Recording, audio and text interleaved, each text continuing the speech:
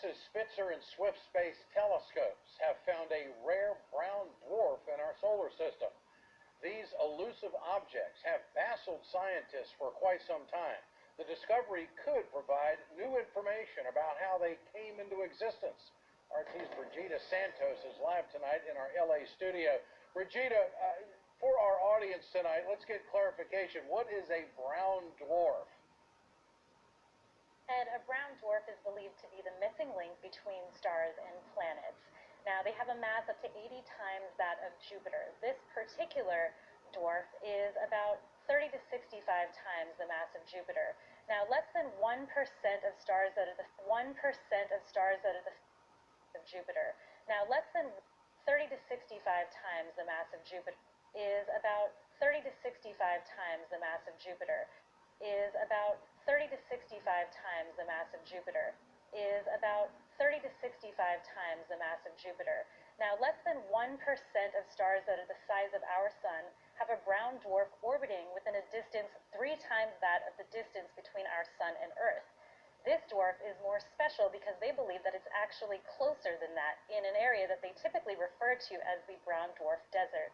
This means that that desert may not be as dry as they had initially thought that it was. And the reason why it's important for scientists to observe these objects is because they are further away from the sun, which makes them much easier to do research on.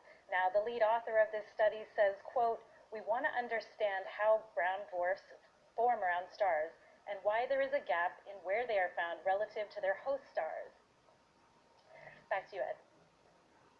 Well, assignments, I understand, have been updated for astronauts headed into the International Space Station next year. What's the latest on that? So crew members have been reduced. Russia has decided to send fewer of its cosmonauts into the ISS. Typically, Roscosmos, the Russian space station, has sent 3 astronauts. It's now sending 2, which does mean that all of the missions that are planned are going to be short 1 member. Russia has offered to sell the vacant seat to NASA, but it's unclear whether NASA will take up that offer.